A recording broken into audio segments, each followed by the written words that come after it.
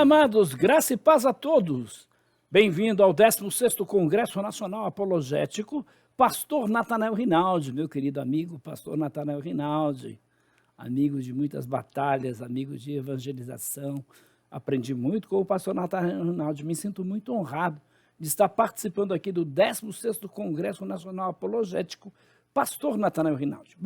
Que bom que você está aqui conosco, né? Participando desse seminário com os maiores apologistas do Brasil, como é o caso do meu amigo pastor João Flávio Martinez, meu querido amigo pastor Lucas Rinaldi, Paulo Cristiano, nossa irmã Shirley Passos, nosso irmão Fábio, puxa, uma honra ter aqui o Fábio Gomes, meu querido amigo pastor Maximilian e também o pastor Aguinaldo Hélio. Hoje eu vou falar sobre seitas no campo missionário. Como todos sabem, eu sou um apologista missionário. Eu sou um apologista na prática e eu estou aqui exatamente no estado de Chiapas, no México. Você sabia que nesse estado é onde acontece a maior perseguição religiosa? Veja bem, no México, a maior perseguição religiosa aos evangélicos acontece aqui na cidade de Chiapas, não só pela questão dos narcotraficantes, mas também pela questão do catolicismo idólatra e também dos feiticeiros, os santeiros, os adoradores da Nuestra Senhora de la Buena Muerte. Bom, vamos falar então um pouco sobre as seitas no campo missionário, porque cerca de 200 anos atrás, meus irmãos, a proclamação do Evangelho, da mensagem de Cristo, enfrentou muitos problemas. Tivemos aí obstáculos de linguagem, obstáculos da cultura, obstáculos da raça, obstáculos do nacionalismo, um nacionalismo militante. Então tivemos esses obstáculos, né? Além daquela chamada competição entre missionários aí, das mais diferentes correntes doutrinárias, que contribuíram, infelizmente, para uma atmosfera tempestuosa para as chamadas missões mundiais. Bom, além dessas dificuldades aí, eu diria que são grandes dificuldades que os missionários enfrentaram. Nós temos as grandes religiões não cristãs, como é o caso do islamismo, como é o caso do budismo, como é o caso do hinduísmo, o caso do taoísmo, o caso do shintoísmo e outras. Então, essas religiões se opuseram ativamente aos missionários cristãos para que o progresso da igreja, para que o progresso do evangelho, né, fosse lento, meus irmãos, e em algumas áreas, em alguns casos, eu diria, pouco reconhecido por causa desta oposição, meus irmãos. Então, eu diria que a gente tem notícias, né, de missionários de vários lugares pedindo ajuda. Por quê? Porque o problema é sempre o mesmo. Por exemplo, no caso da Ásia, quando o muçulmano se converte, imediatamente vem um grupo da Testemunha de Jeová tentando convertê-lo à organização da Sociedade Torre de Vigia. E eles estão empenhados em doutrinar o novo crente. Eu vou dar um exemplo, que eu estive em Cuba, né? Eu já estive em 28 países, e lá em Cuba, meus irmãos, eu estive em 1998 em Cuba. Só para vocês terem uma ideia, o número de evangélicos, de cristãos, neste período no país, era cerca de 240 mil pessoas. 240 mil evangélicos em Cuba, cristãos em Cuba. Mas o número, por exemplo, de Testemunhas de Jeová era 77 mil, isso em 1998. E as Testemunhas de Jeová eram proibidas no país.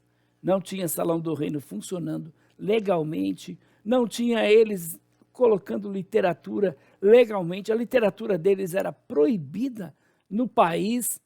Bom, eu pergunto, como é que essas Testemunhas de Jeová cresceram assustadoramente nesse país? O zelo que eles têm, o zelo de levarem a mensagem da Sociedade Torre de Vigia. Então, meus irmãos, eu vi aí uma busca, né, da verdade absorvida aí em instituições religiosas como Testemunha de Jeová, como os Mormons, né? As Testemunhas de Jeová afirmam que só eles têm a verdade, que a organização é a organização de Deus na Terra, que fora das suas doutrinas, né, não existe outra verdade, que fora da Sociedade Torre de Vigia não existe caminho para Deus, a pessoa não pode ser salva se ele não pertencer à organização de Jeová. Então eu diria que esses grupos eles estão muito grandes mesmo, em grande estilo, inclusive, nesses tempos, principalmente essas Testemunhas de Jeová, que estão ganhando terreno aí como uma praga horrível e enganando pessoas sinceras. Então, a gente tem notícia, por exemplo, do caso da ex-União Soviética, o caso hoje da Rússia, por exemplo, as pessoas estão lá com tendências, né, para as seitas, para as heresias. Por quê? Porque a igreja não chegou lá, porque a igreja não avançou, porque, infelizmente, a maioria dos missionários querem ser missionários aonde? Em Miami, na Flórida, em Los Angeles, em Londres, mas não querem ser missionários no Afeganistão, na Rússia, na Ucrânia, não querem ser missionários na Venezuela. Infelizmente, a maioria quer ser missionário nesses lugares, meus irmãos, não nos lugares mais carentes. E aí, como eu já dizia, o autor do livro Caos da Seita, Van Balen, que as seitas são as contas não pagas das igrejas. Ou seja, de quem é a tarefa de enviar missionários para o mundo inteiro? Da igreja cristã. Mas a igreja cristã, a igreja evangélica, está fazendo isso, meus irmãos? Então a gente vê pessoas que estão aí querendo, desesperadas, né, saber da verdade.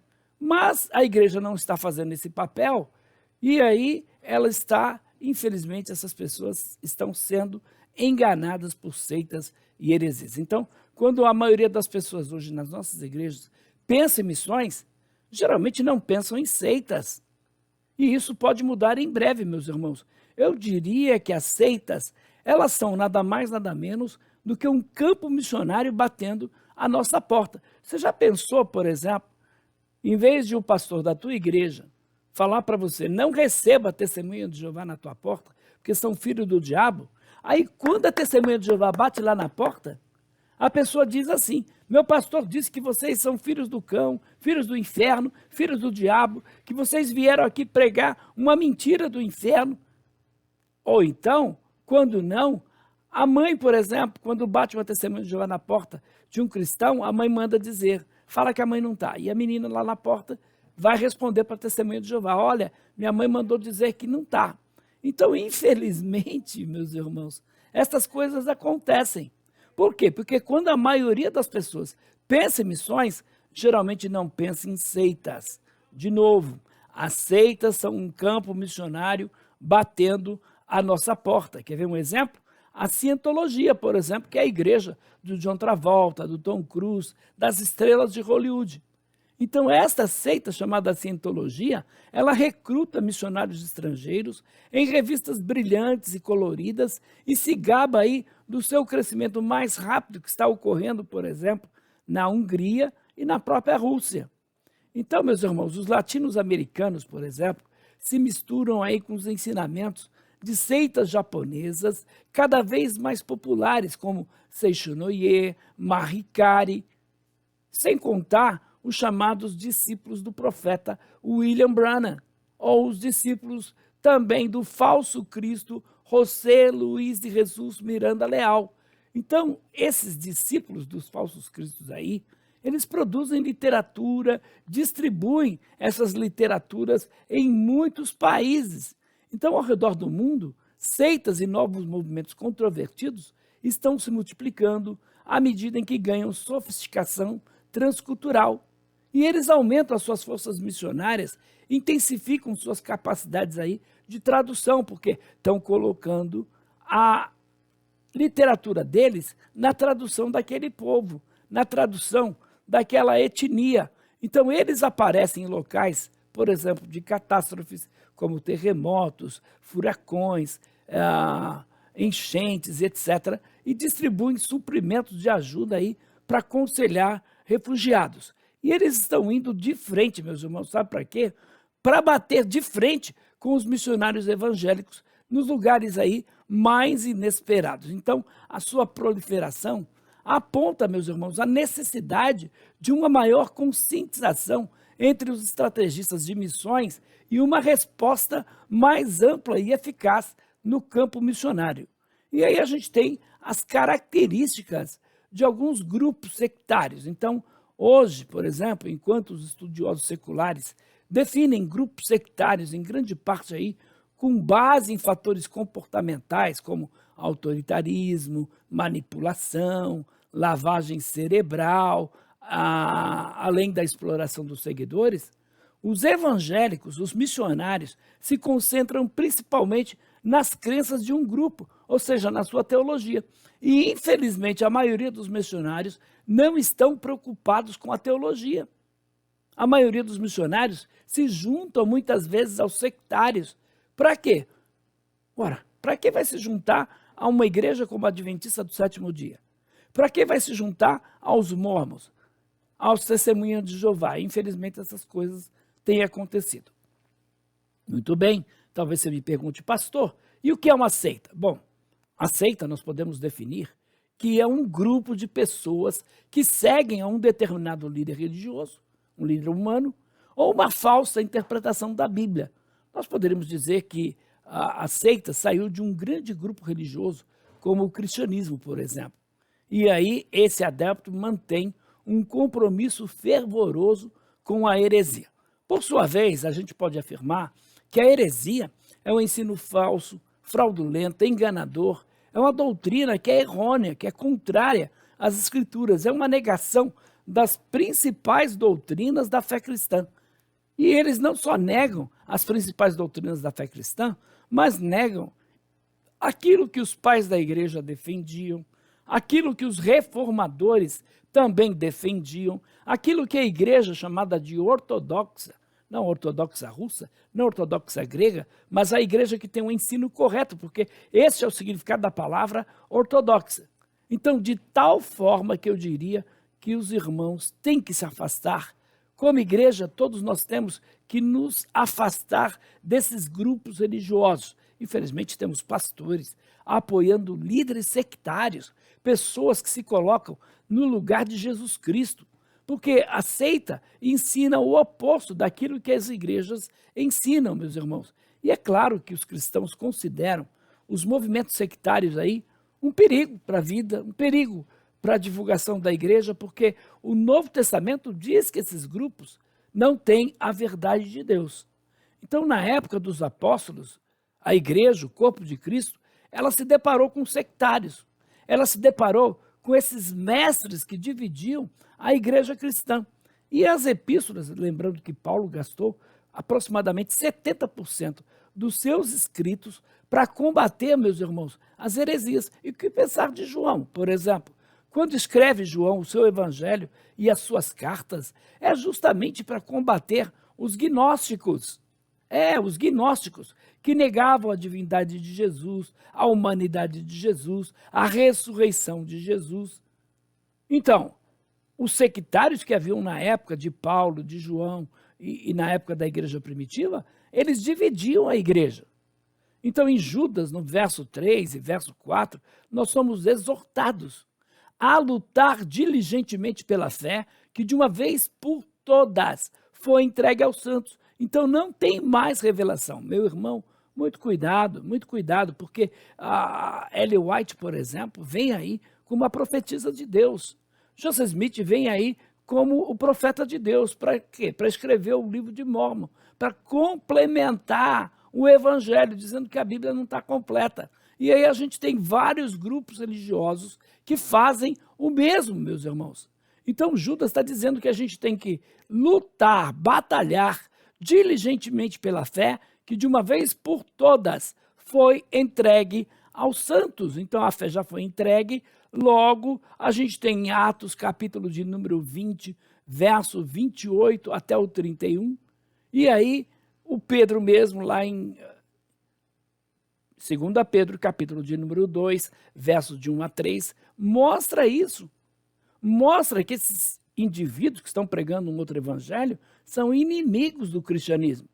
Em Atos, capítulo 20, versos 28 a 31, o apóstolo Paulo adverte aos anciões lá de Éfeso que tais inimigos do evangelho, eles aparecem tanto fora da igreja, e aí fora da igreja, Paulo vai dizer, são lobos vorazes, que entrarão no meio de vocês, que não pouparão o rebanho. E quanto aos de dentro, o apóstolo Paulo diz o seguinte, entre vocês mesmos surgirão homens perversos, falando coisas perversas, para atrair os discípulos após si. Então, Paulo deixa claro isso, que, infelizmente, a igreja estava vulnerável, meus irmãos, ao erro. E em segunda epístola de Pedro, ele não poupa palavras em alertar os seus leitores aí sobre a ameaça dos falsos mestres em seu meio, chamando-os de estar em sua guarda. Ou seja, esses falsos mestres estão aí pregando uma mentira, estão morrendo por essa mentira, meus irmãos. Então nós temos os padrões de crescimento das seitas. Infelizmente, o Brasil hoje ocupa o primeiro lugar no mundo em número de adventistas do sétimo dia. O Brasil ocupa o segundo lugar no mundo em número de testemunhas de Jeová. O Brasil ocupa o terceiro lugar no mundo em número, por exemplo, de mormons. Bom, as seitas elas não perdem tempo para entrar, por exemplo, na antiga União Soviética. As testemunhas de Jeová cresceram ali numa taxa incrível, meus irmãos, de cerca de 30% ao ano. Entre 1991 e 1997, eles cresceram todos os anos 30%. Só para vocês terem uma ideia, o total de horas gastas por uma testemunha de Jeová no campo missionário é cerca de 1,5 trilhão de horas. Eu te pergunto, qual é a igreja evangélica que gasta esse tempo pregando o evangelho? Antigamente a gente via igrejas como a Assembleia de Deus, Batista e etc. A gente via os irmãos distribuindo folheto na rua. Quanto tempo faz que você não vê isso? Antigamente os irmãos faziam aqueles cultos ao ar livre, né? Quanto tempo, meus irmãos, a gente não vê isso mais acontecer? Então, infelizmente, as testemunhas de Jeová, elas se vangloriam, por exemplo, de ser o quinto maior grupo cristão na Rússia. E os danos dos esforços aí das seitas vão muito além da própria adesão. Então, as testemunhas de Jeová, eles distribuem aí quase 5.000 toneladas de literatura por ano apenas na Rússia. Um material que nega doutrinas como da Trindade, doutrinas, por exemplo, como a divindade de Jesus, a ressurreição de Jesus, a humanidade de Jesus. Nega o Jesus bíblico, nega uma série de doutrinas cristãs que são fundamentais, meus irmãos. E com isso, sabe o que eles acabam fazendo? Com isso, acabam atraindo para si pessoas sinceras, pessoas honestas, pessoas novas convertidas, que foram evangelizadas pelos missionários, que por sua vez, mesmo muitas vezes sem aceitar aquele grupo religioso, mesmo sem fazerem parte da seita, eles estão comprometidos doutrinariamente. Olha, o que pensar, por exemplo, da Igreja Adventista, que tem um esforço muito grande na obra missionária? O Brasil, de novo, quero repetir, o Brasil ocupa o primeiro lugar no mundo em número de adventistas do sétimo dia. Então, os adventistas estão aí em tudo quanto é lugar com seus comportores, distribuindo os livros com mensagens de uma falsa profetisa chamada Ellen White e dentro das igrejas cristãs. Então, eles fazem, por exemplo, a distribuição do livro A Grande Esperança. Só para vocês terem uma ideia, esta seita já ultrapassa hoje o país de origem, que é os Estados Unidos. O Brasil já ultrapassa os Estados Unidos. Então, além do canal Novo Tempo, além das suas creches, dos seus hospitais, dos seus colégios, das suas universidades, em todo o mundo, meus irmãos. Olha o esforço missionário das seitas. Eu te pergunto, de quem é o papel de distribuir literatura gratuita? É dos adventistas? É das testemunhas de Jeová? De quem é o papel de enviar missionários para o mundo inteiro? Que tem 65.000 missionários de tempo integral. Que todo homem deve dar 2 anos no campo missionário. Qual igreja evangélica você conhece, meu irmão, que faz isso? Então a igreja mórmon encontrou no solo, eu diria especialmente aí no solo fértil na América Latina, né? Porque depois do inglês, as línguas faladas amplamente pelos mórmons são o espanhol e o português. Então, metade dos 18 centros de treinamento missionário da seita está na América Latina, está na África, em grande parte também fora dos limites para missionários. É interessante ainda dentro da igreja mórmon, porque até 1978 ela não podia atuar nos países africanos. Não podia. Mas por causa do Brasil, com a liberação da igreja no Brasil, que o profeta mórmon diz que teve uma revelação de Deus, na realidade foi uma pressão do governo brasileiro e uma pressão de pessoas da própria igreja brasileira. O brasileiro tem sangue africano correndo nas suas veias. Mas o profeta Mormon disse que qualquer pessoa, o profeta Joseph Smith, disse que qualquer pessoa que tivesse uma gota de sangue africano era da linhagem da maldição. Ele ensinou também que qualquer pessoa mormon que se casasse com um negro, segundo o profeta, Brigham Young ensinou que qualquer pessoa branca que se casasse com um negro morreria na hora, meus irmãos. Agora, olha só, eu tive em Moçambique, e Moçambique, nos anos 70, teve a sua independência, pertencia a Portugal, só para vocês terem uma ideia, e a igreja não entrava nesse país até 1978, mas hoje o número de jovens que estão aderindo ao mormonismo neste país é incrível. Por quê? Porque a igreja mórmon, quando chega num país, ela estabelece lá uma creche no meio da comunidade, por exemplo. Ela estabelece lá uma quadra no meio da comunidade. Ela estabelece cursos de inglês gratuito, corte e costura, preservação de alimento. Os mormons têm um departamento de obra social incrível, meus irmãos. Aí eu te pergunto, de que é o papel de fazer obras sociais?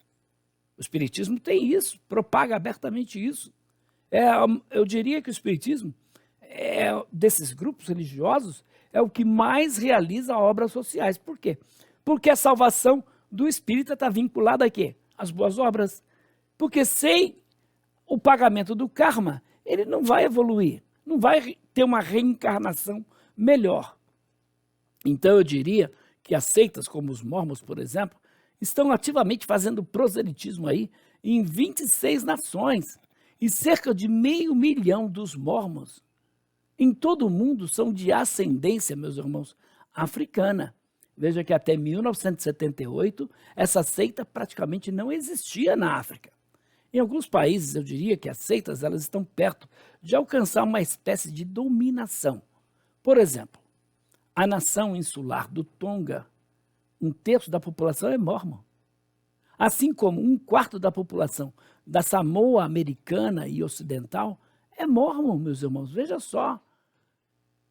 A Testemunha de Jeová, em muitos países da Europa, é a segunda maior religião, porque primeiro vem o catolicismo, né? Depois vem a Testemunha de Jeová. Mas na Espanha, há quase tantas Testemunhas de Jeová ativas quanto membros de igrejas protestantes. Na Polônia, por exemplo, as Testemunhas de Jeová superam aí os evangélicos.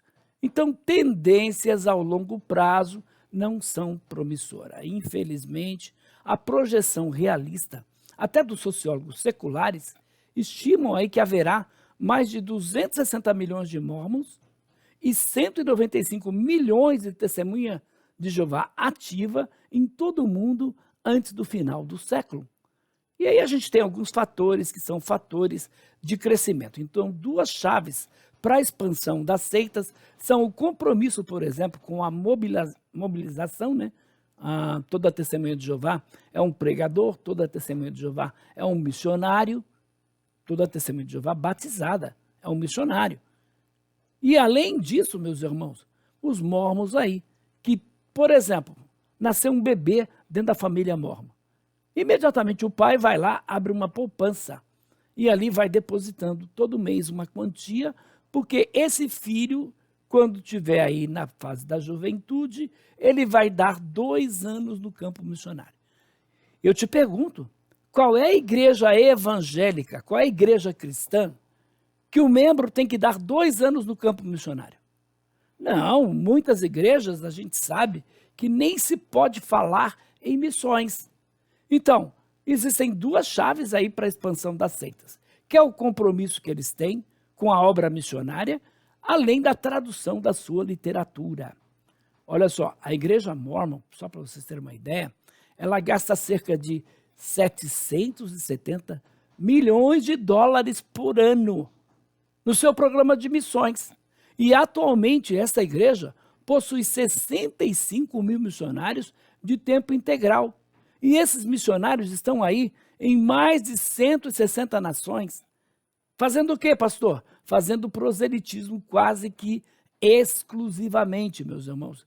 Então, no ritmo, eu diria, atual de expansão, essa força de trabalho vai aumentar muito mais, vai aumentar para 110 mil, vai aumentar para muito mais do que isso, meus irmãos. Então, o que tem acontecido é que o número de missionários que as seitas estão enviando para o campo é bem maior do que o número de missionários que todas as denominações, as igrejas evangélicas, estão enviando para o campo missionário. Infelizmente, isso tem acontecido. Essa Testemunha de Jeová avança um pouco mais, eles mobilizam aí as pessoas, né?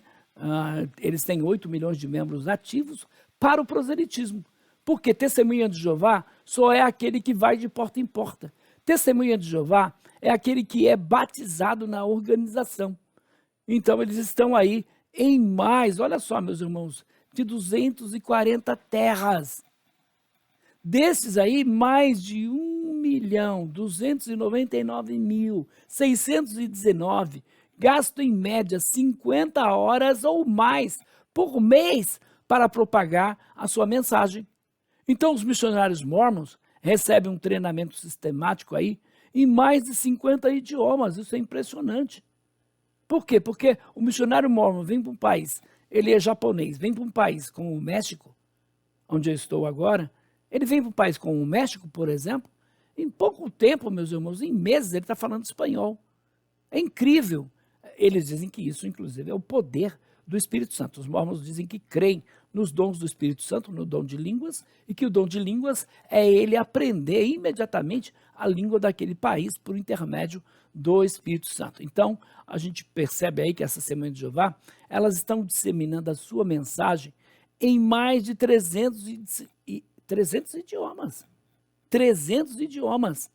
Que igreja evangélica você conhece, por exemplo, que tem aí um salão do reino, uma igreja, só voltada para surdos? A Testemunha de Jeová tem. Eles têm um trabalho incrível com surdos, eles têm salões do reino somente para essas pessoas. É claro que eles têm uma tradução que distribuem gratuitamente para as pessoas aí, é uma versão enganosa da Bíblia, a tradução do Novo Mundo, que está disponível em 34 idiomas, tá? Desde o norueguês, ao croata, ao tsonga, ao iorubá. O problema da seita hoje não se limita às multinacionais americanas, tá? Alguns movimentos aí, como a Igreja Nicristo, com sede nas Filipinas, aonde tem das Filipinas também o brother Eli Soriano com seu programa.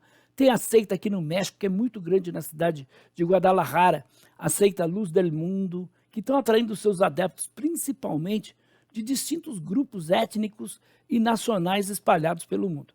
Eu digo sempre isso. Você vai num determinado lugar, numa determinada tribo, não tem um missionário ali evangélico, mas tem um missionário da Testemunha de Jeová, mas tem um missionário mormon, mas tem um adepto de alguma seita espalhada aí pelo mundo. Então, outros como a fé Bahá'í, por exemplo, que buscam ativamente apagar, eu diria, as fronteiras culturais, enquanto movimentos espíritas como Umbanda, Candomblé, cultura racional, racionalismo cristão, se adaptam às culturas locais.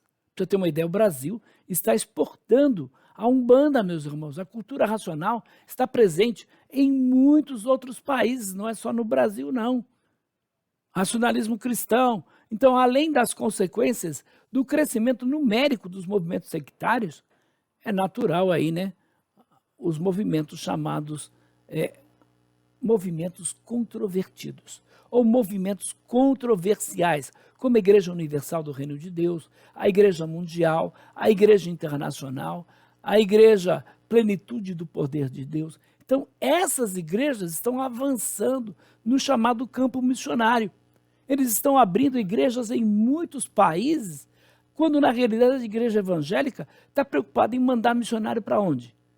Missionário para Jerusalém, missionário para Los Angeles, missionário, por exemplo, para Flórida, Miami, missionários para Londres, missionário para Paris.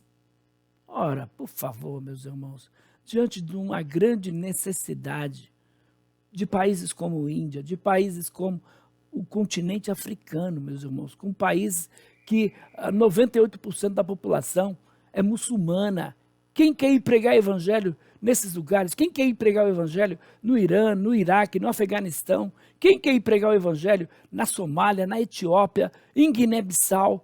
Graças a Deus, a missão Kairos, que é esta missão que eu estou aqui dando aula, no México, tem preparado missionários para o mundo inteiro.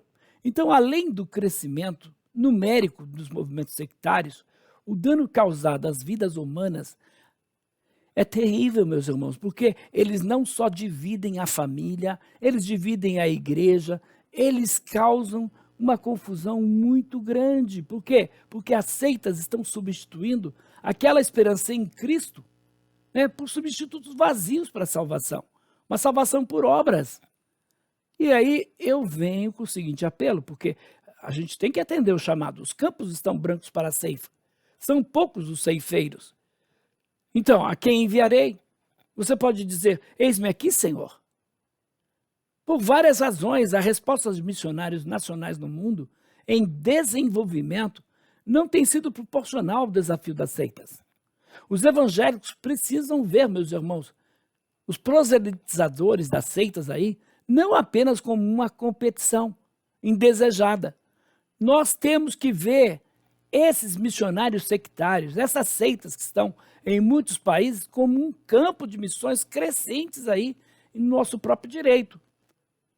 Então, nós temos o direito de pregar. Eles têm o direito também, mas nós não podemos nos esquecer disso, que eles precisam do evangelho. Então, quais as estratégias que podem ajudar aí os evangélicos a combater o avanço das seitas em larga escala? Eu diria que o importante é um treinamento pastoral, e esse treinamento pastoral deve incluir instruções práticas, como proteger as congregações aí dos métodos e mensagem dos grupos sectários. Alguém tem que dar o alerta. Então, as organizações que enfatizam o evangelismo, como a Cruzada Estudantil para Cristo, como, por exemplo, a MPC, Mocidade para Cristo, como, por exemplo, a ABU, Aliança Bíblica Universitária. Então, essas organizações que enfatizam muito o evangelismo, o discipulado, elas devem ter um cuidado especial aí para inocular especialmente os novos convertidos e jovens crentes contra o recrutamento de seitas. Então, missionários ocidentais com experiência em pesquisa, divulgação relacionadas às seitas, são especialmente necessários em nações em desenvolvimento e em cultura recém-expostas aí a influências sectárias, assim como as chamadas organizações especializadas para monitorar e responder a esses grupos localmente, como é o caso do CREA, como é o caso do CACP e tantas outras organizações que existem aí, para combater esses grupos religiosos e preparar a igreja para dar a resposta a esses sectários, meus irmãos. Então, eu diria que o importante para nós é um desenvolvimento promissor, é um aumento gradual aí na variedade e disponibilidade de recursos de língua. Então, nós sabemos que existe muito material em inglês, por exemplo, combatendo as seitas. Mas a gente tem que ter esse material traduzido. Temos que ter esse material traduzido para a língua portuguesa e para o evangelismo, e alertando aí potenciais convertidos a estas seitas. Então, talvez a grande verdade mais comovente é o fato de que a maioria dos membros das seitas, eles não estão comprometidos com o seu grupo porque veem suas doutrinas como particularmente convincentes. Não é isso, não. Ninguém se junta a uma seita simplesmente porque ali tem a verdade, porque ali mostrou a ele, provou por A mais B que aquilo é a verdade. Não, não, não. Uma pessoa se junta a uma seita porque a seita vai atender uma necessidade de uma comunidade significativa. Então, a mensagem mais eficaz que qualquer apologista pode apresentar a um seguidor de seitas é, sem surpresa, a mesma que os cristãos devem oferecer a qualquer incrédulo, o próprio Evangelho de Jesus Cristo. Finalmente, meus irmãos, a batalha é espiritual. Não podemos nos esquecer disso. Então, os intercessores, eles precisam fazer da prevenção das seitas e evangelismo a parte da sua prioridade global aí de oração, como está lá em Efésios capítulo 6, verso 12, Efésios capítulo 6, verso 18. Então, pela graça de Deus, os seguidores do evangelho falsificado aí, podem ser libertados, meus irmãos. Para quê? Para caminhar com Cristo. Então, além desse aspecto, no entanto, para outro adversário formidável, a ascensão das seitas heresias. Alguns movimentos invadiram recentemente o campo missionário estabelecido aí e fizeram proselitismo de novos convertidos com sucesso surpreendente. Então, utilizando alguns métodos que lembram o cristianismo primitivo, esses grupos eles atendem aos padrões culturais daqueles que proselitizam, fornecem literatura na língua do povo, de uma forma ou de outra, mantêm aí uma certa ênfase na Bíblia, na vanguarda de seu trabalho. Em muitos casos, nós sabemos que as seitas pregam um separatismo militante, por exemplo, do tabaco, do álcool e outras práticas. Não, a gente não se envolve com as coisas deste mundo, né? Todas essas atividades são reforçadas aí por suas chamadas revelações. É incrível, todas essas revelações vêm do século XIX, vêm do século XX, com um apelo aí todas as religiões e contra, um apelo que eu diria que trava uma guerra incessante contra todas as religiões e contra as denominações cristãs em particular. Então, meus irmãos, para concluirmos aqui, é significativo que eles primeiro se aproximem de cristãos conhecidos. A seita não está preocupada em alcançar o bruxo, o feiticeiro, o ateu, o budista, o muçulmano. Não. Raramente eles tentam alcançar os não evangelizados, que deve ser o primeiro passo em qualquer programa missionário genuíno, meus irmãos. E eu louvo a Deus pela vida da Missão Kairos, porque a Missão Kairos está de fato preocupada em alcançar os não alcançados. Então, apesar do destaque dado às Escrituras, o que as seitas fazem? As seitas, sem exceção, colocam-se aí no papel de intérpretes infalíveis da palavra de Deus. Uma vingança rivalizada apenas, eu diria, no dogmatismo pelo catolicismo romano, meus irmãos. Os mormons, por exemplo, eles insistem que as Escrituras sejam interpretadas à luz do livro de Mórmon, à luz do livro Pérola de Grande Valor, Doutrina e Convênios, ou os oráculos supostamente inspirados aí da Igreja de Jesus Cristo dos Santos dos Últimos Dias, que são, na realidade, o seu profeta vivo. As Testemunhas de Jeová, por exemplo, chegam a elevar a revista Sentinela e Despertai acima da Bíblia Sagrada. Ninguém pode entender a Bíblia sem a ajuda da Sentinela e da revista Despertai. Então, essas revistas, segundo eles, é inspirada por Deus. Essas publicações da Torre de Vigia têm uma posição de intérprete supremo e infalível das Escrituras.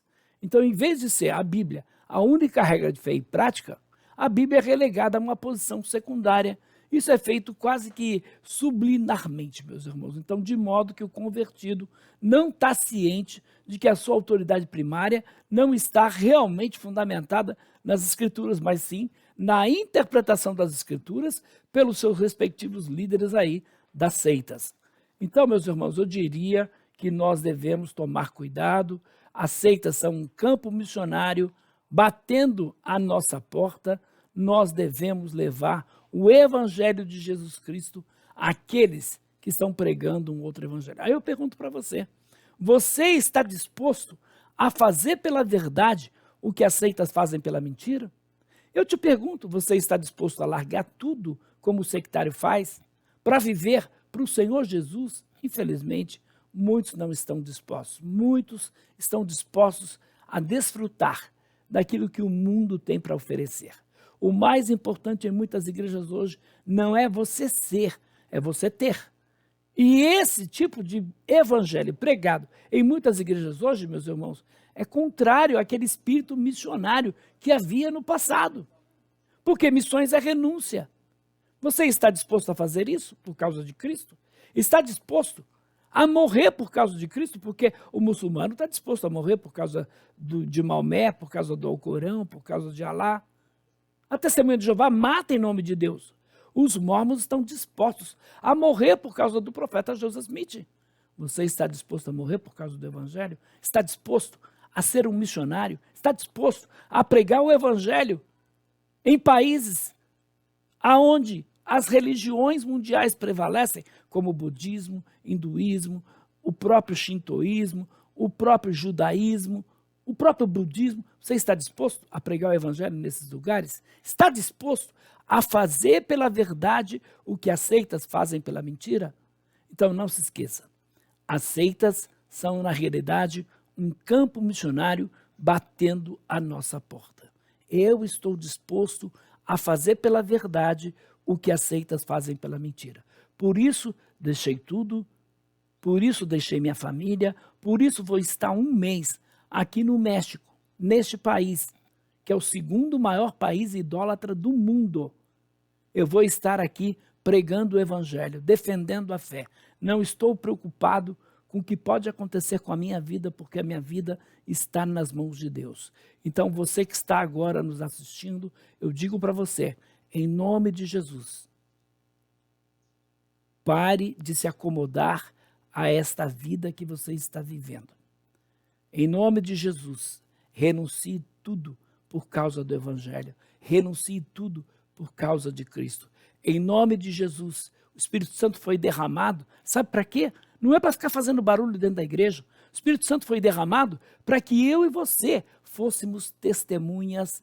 E testemunhas aonde, pastor? Mártires, pessoas que estão dispostas a morrer por causa da verdade. Testemunhas aonde? Jerusalém, Samaria, Judeia e até aos confins da terra.